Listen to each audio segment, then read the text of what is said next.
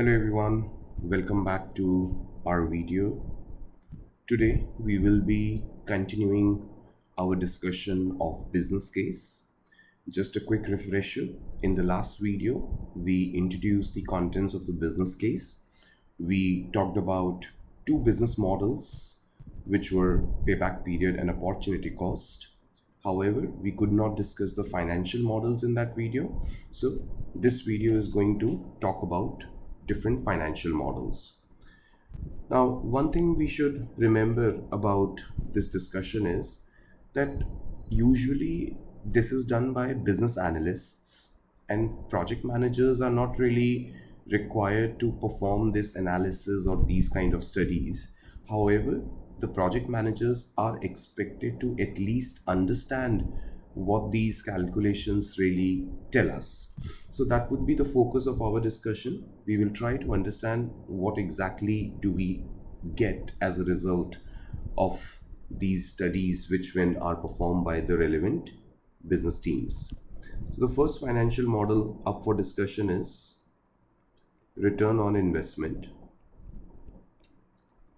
Simply speaking, it's a ratio which tells us how much we are going to earn or receive by investing certain amount of money.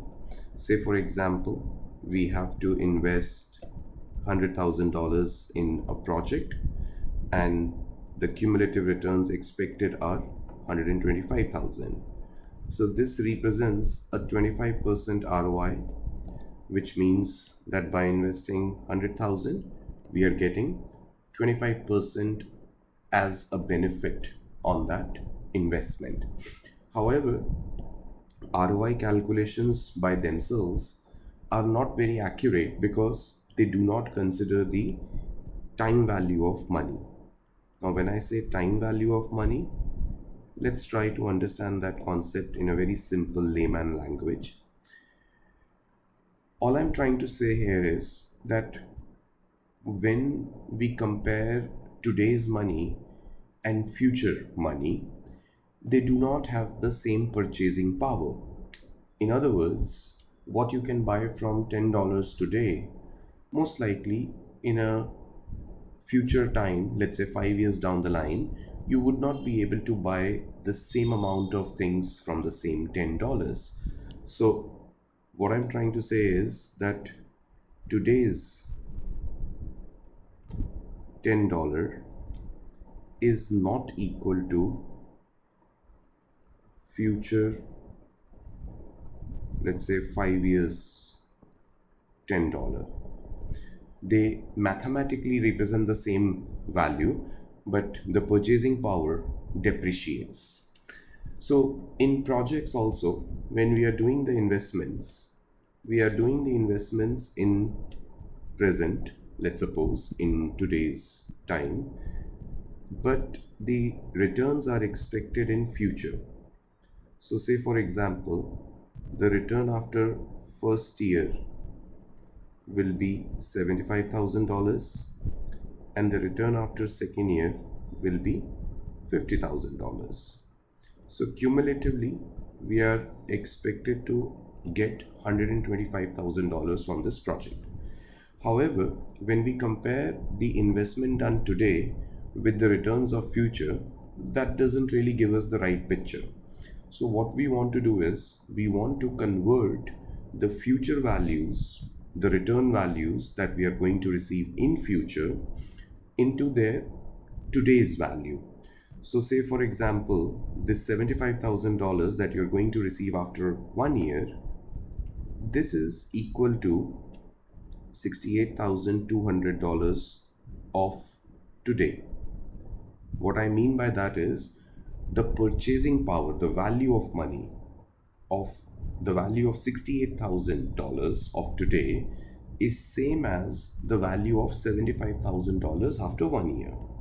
Similarly, the value of $50,000 depreciates to approximately $41,300 of today. Now you might say, how did you arrive at that conclusion? So of course there are formulas that we use But the basic assumption is that I have depreciated the money at 10% per annum for this particular example. So what we are saying is that $125,000 which we are going to receive, technically it is only equal to $109,500 of today. So are we really earning $25,000 by investing $100,000? No. So this is where we can find out our net present value, which is the value of returns in present minus the value of investment done in present. So the net present value in this case will be $9,500. That's what you're really earning in this particular example. Now obviously this 10% is just an assumption. Usually every business will have its own rate at which they depreciate the money. So this could be subjective from organization to organization, but it can be derived by using various indicators.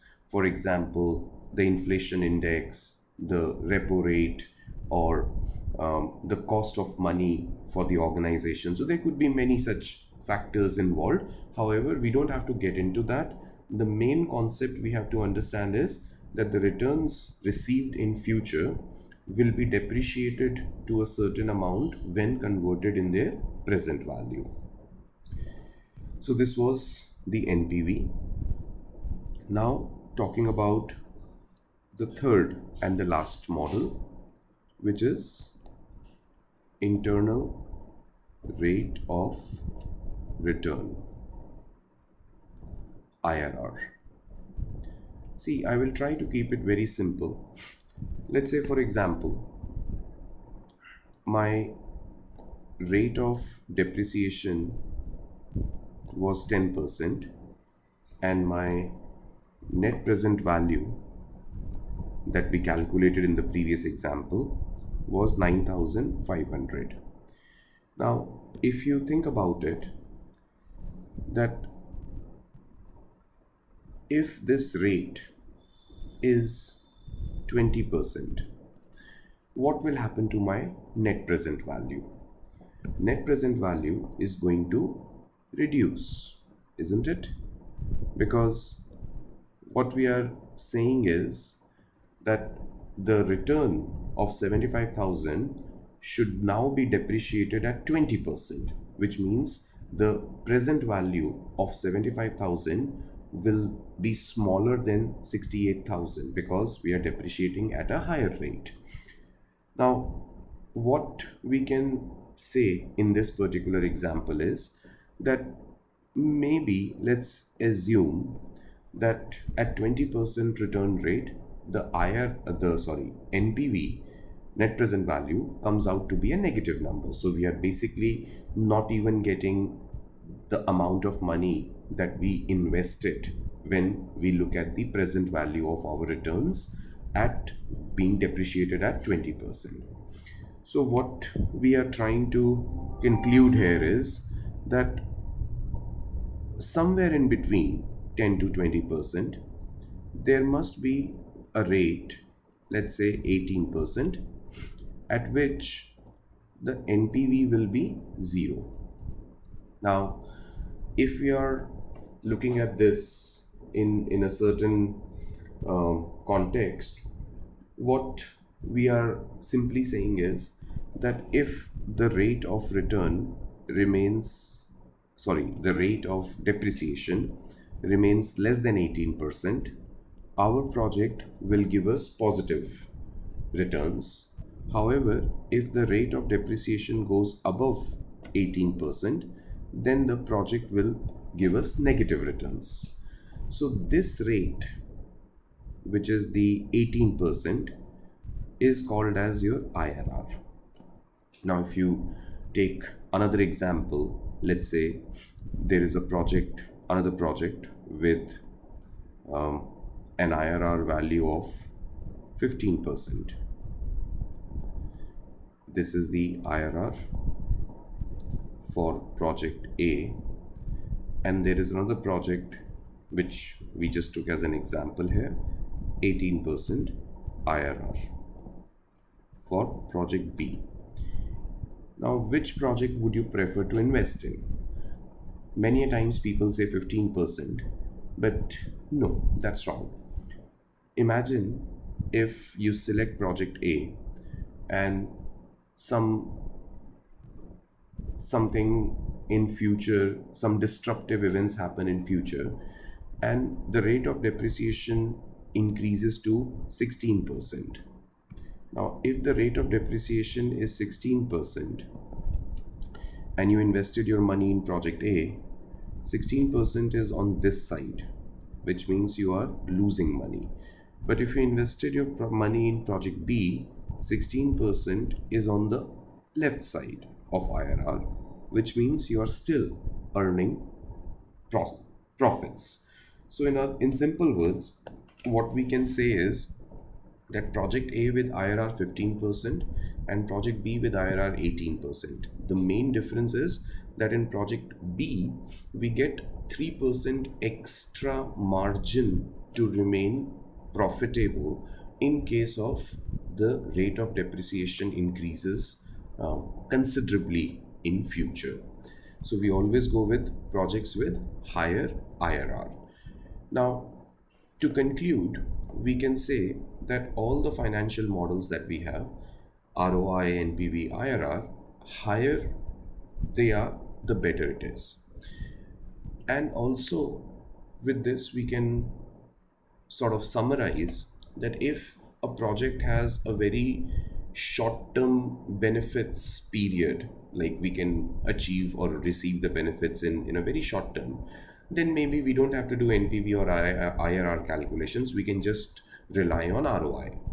But yes, if the project has a long tenure, like 5 years, 10 years, 15 years is the expected time period over which the benefits will accrue, then obviously we have to understand the net present value that allows us to relate and convert the values in present and then decide how much profit we are really earning. And also parallelly, we have to calculate the IRR to determine that till what percentage we are protected against the losses, like after what percent the project will become loss making. That percent is my IRR. I hope this was clear. If you have any questions around this concept or any of the calculations that I have done, please don't hesitate to leave a comment. I'll be more than happy to get back, reply to you personally on those comments. Thank you, bye, and take care.